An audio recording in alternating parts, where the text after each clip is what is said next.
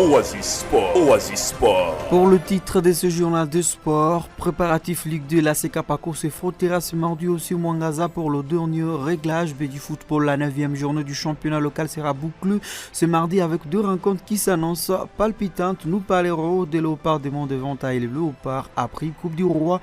Valas demande les reports de son match. Le Real Madrid sera également de la partie. Bienvenue à tous, le détail à tout à l'heure.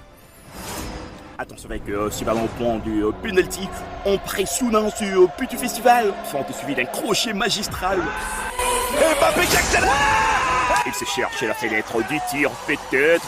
Mais c'est là ça comptait sur ces jaillissements de la défense adverse. Attention avec ses tacles, il est autoritaire. Une faute en pleine surface de vérité. Il y aura bel et bien penalty. Penalty. L'arbitre qui va indiquer le point de pénalty.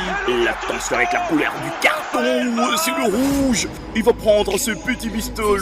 Oasis Sport. Oasis Sport. Oasis Sport. Oasis Sport. Oasis Sport. Je suis en train de vous servir mon nom est Rémi Soumaïlu Le Pers. L'Athletic Club Kapako de la ville de Béni est encore d'Assofief. Cette équipe qui représentera la région de Béni au championnat national de la 2e division poursuit avec deux séances d'entraînement pour éviter de faire de la figuration dans cette deuxième compétition d'élite congolaise. Après quelques douloureuses défaites, Koni Aouichar et Boutumbo, le staff technique dirigé par Moudi Mimbayaï, avait procédé au recrutement des autres joueurs qui s'entraînent depuis un bon moment avec l'équipe.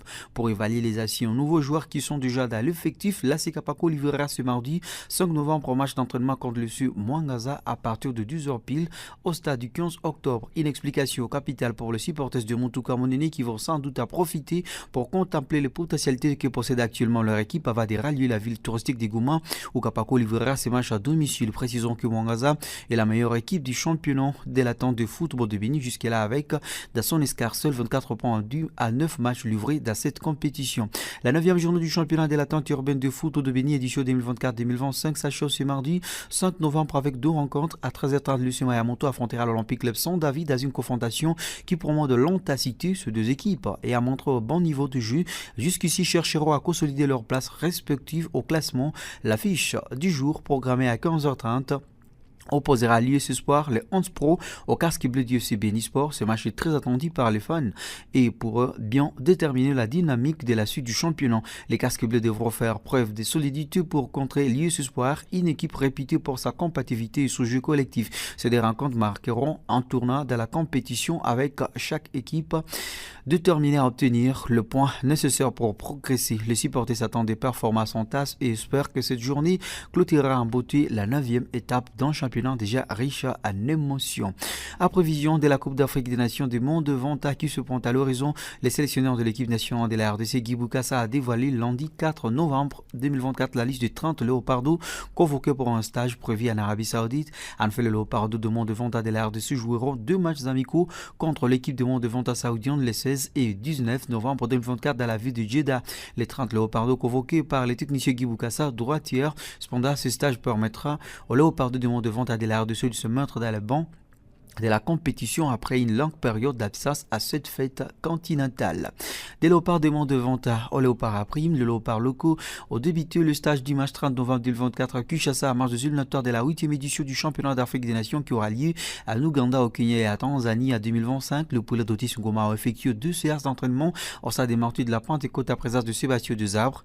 Plusieurs cartes et étoiles montantes de la sélection congolaise locale ont pris part à ces 2 séances, entre autres Bagio Siadi, Orso Mwaku, Tony Talassi, Ibrahim Atoubou, Mersen Ngimbi, Jonathan Kangalambo et Zito Munguba. Les joueurs de la S Réunion n'ont pas participé à ce stage suite au calendrier chargé des unionistes. Ces derniers vont livrer quelques matchs de Ligue du champion de la CAF et du championnat national. Le Fauve congolais vont affronter les Saoudis Tchad lors de ces éliminatoires.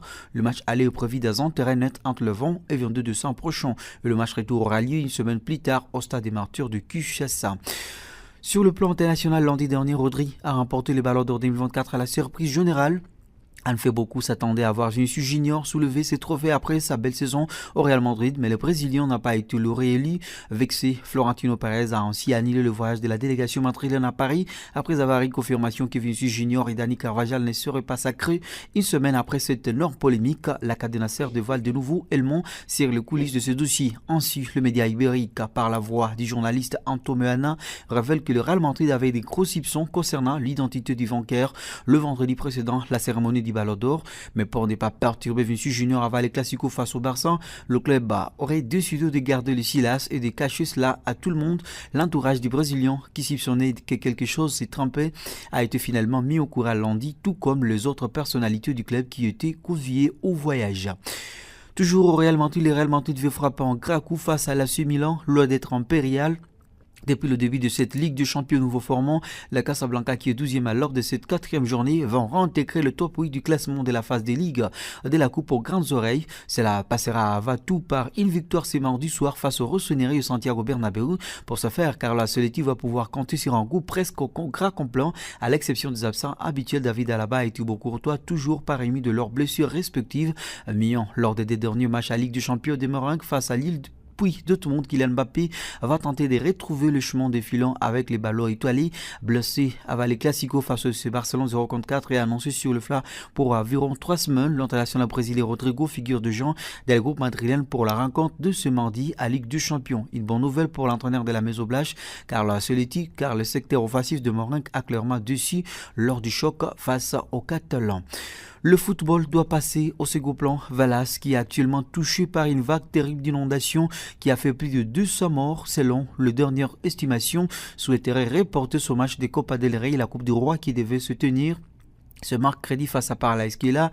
Dans un communiqué officiel publié sur X, le club valaisan a annoncé avoir fait sa demande de rapport aux instances compétentes. Avant de boucler la boucle sur intervention sportive par le boxe, mesdames, mesdemoiselles et messieurs, 20 mois après sa dernière apparition sur le ring, le boxeur professionnel junior Ilunga Makabu a annoncé son retour sur le ring le 21 décembre 2024 au cours d'un point de presse tenu à l'enceinte du stade Tata Raphaël.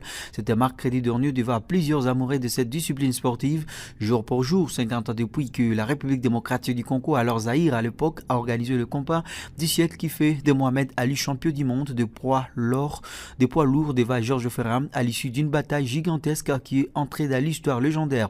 C'est par cette occasion que le boxeur junior Ilunga Makabu a voulu à tout prix annoncer son comeback à présence de son parent Ferdinand Ilunga Liuyu, président de la Fédération congolaise de boxe, du manager Tariq Sadi et de bien d'autres personnes boxeurs venus quant à ces. Il s'est démontré que le prochain adversaire du boxeur congolais sera connu dans un proche futur et les Congolais ne cessent de l'encourager. Ainsi s'achève ce journal des sports présenté par Rémi Soumaïlu Le Perse. Merci à vous de nous avoir auditionnés. Merci d'avoir écouté ce journal.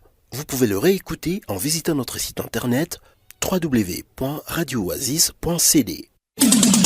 Jeune, ton avenir est plein d'espoir. Mais une seconde de plaisir sexuel peut le gâcher à jamais. Sois sage.